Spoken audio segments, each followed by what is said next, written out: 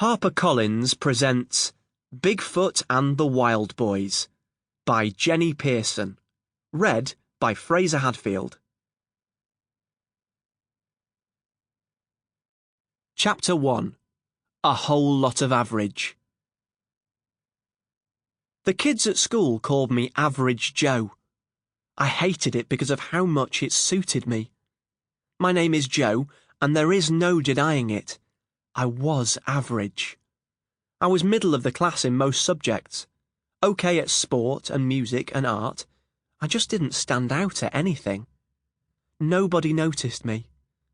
I suppose I never did anything that was worth taking notice of.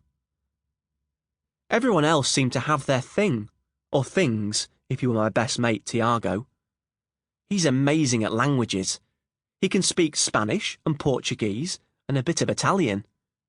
He's also the A-team goalie. Tiago may not be that tall, but his arm span is immense. Mr. Sniper, our PE teacher, gave him the nickname the Albatross.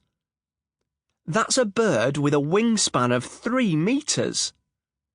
So yeah, Tiago is awesome. Yes, he's super talented, but he isn't a big head about it. He's always told me that I'm great as I am. He says I'm way above average when it comes to being a best mate. But I just really wanted to be good at something.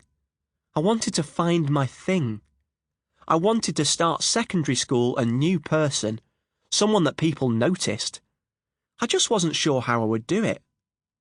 But then the universe spoke to me. Twice. And I knew what I had to do. When the universe speaks, I reckon you should listen to it. Chapter 2.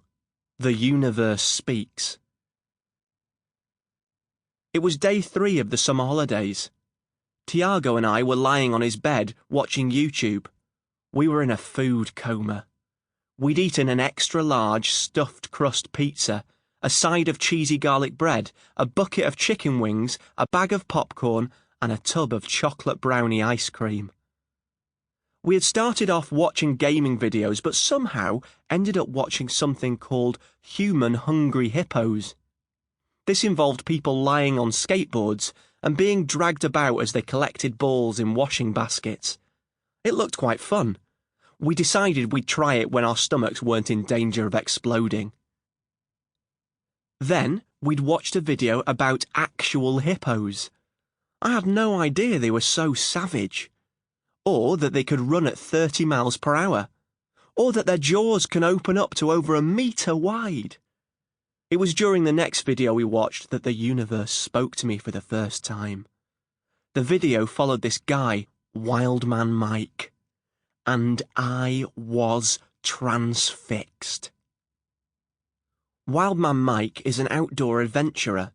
He lives off-grid, out in the wilderness. I don't know which wilderness exactly, but it looked very wild. There were snakes and massive spiders and everything. Mike had this huge axe to chop down trees. He set traps to catch animals for food.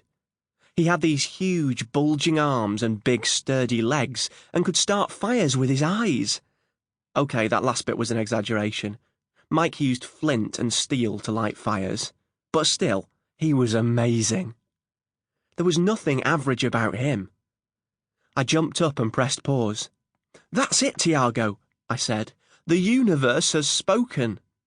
Tiago raised an eyebrow. "It has?" "Yes, him. That's who I'm going to be." Tiago pointed at the screen. "You're going to be a sweaty 40-year-old dude who doesn't own a shirt?" he asked. "No," I said. "I'm going to be an adventurer." Tiago looked unsure. "Joe, mate, you cried when you got lost at the soft play place." I chucked a piece of popcorn at him. "I was 7, I replied, "and I didn't get lost. I knew exactly where I was. Everybody forgot about me. I was stuck in the ball pit for a whole hour."